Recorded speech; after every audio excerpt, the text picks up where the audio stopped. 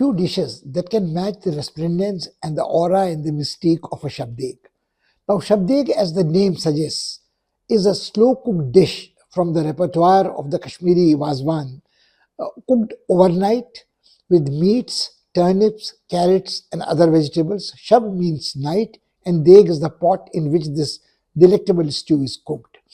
It came to Delhi, Shahjahanabad, when some Kashmiris came and were invited to settle down here by the Grand Mughal's grandson, Shah Jahan, who founded a city with that bears his name, which some call Purani Delhi. So it is something which came from Kashmir as a gift to the people of Delhi when a magnificent capital was being built here. It matched in grandeur, elegance, beauty, the buildings which were coming up at the same time in the city. Interesting thing is this, that soon the people of Delhi fell in love with this dish. And Shabdeg today is claimed not only as a dish which comes from Kashmir, but the people in Delhi believe that it is their dish.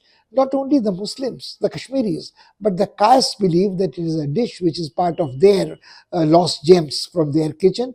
Lost gems, why? Because the dish takes a lot of trouble, used to take in the traditional recipe, a lot of trouble to cook.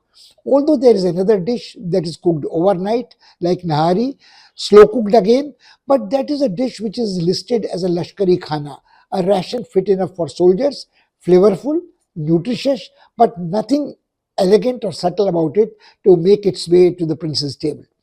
But shabdeg is a totally different kettle of fish, to mix metaphors. You can prepare it with mutton, you can prepare it with chicken, you can even, there is a vegetarian version now which has been offered to please people who eschew meat.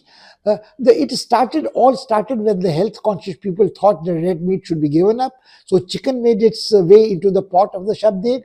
But then the vegetarians said, why should they be left behind? So paneers or yam replaced substituted meat. But well, to cut a long story short, shabdeg is a very interesting dish, which is an extremely interesting stew which lightens the meat and is flavorful and uses aromatic spices and other ingredients which have a garam tasir, which can make the body fit enough to combat the chill of the winter and fortify it against colds, coughs, etc. It uses the traditional aromatic ingredients very dear to the people of Kashmir.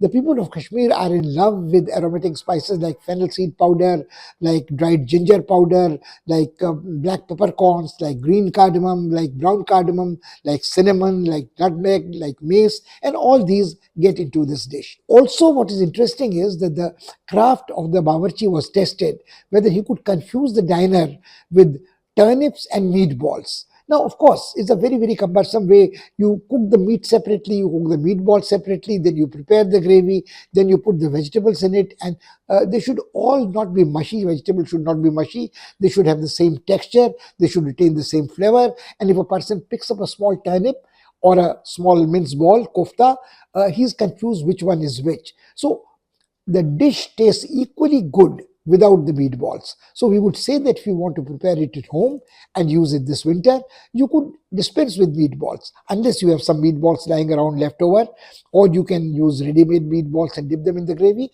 But I think a shabdeg tastes as good, as alluring, as enticing without the meatballs. The art is to make a gravy, thicken it properly, marinate the meat, poultry or paneer with spices, and then use curd to thicken the gravy, give it a sour tang, and let the aromas come through. It is a lovely, rich, golden gravy, and deep fried turnips look very good. A hint of fruity sweetness comes from the carrots in season. This is the dish which is for winters, and we invite our readers to use it. Cook it at home. Just avoid using the pressure cooker. Let it cook, not overnight, but let it cook after marination of meat or paneer for an hour perhaps on a thick bottomed pan with a tight fitting lid, and I think you can taste a bit of paradise.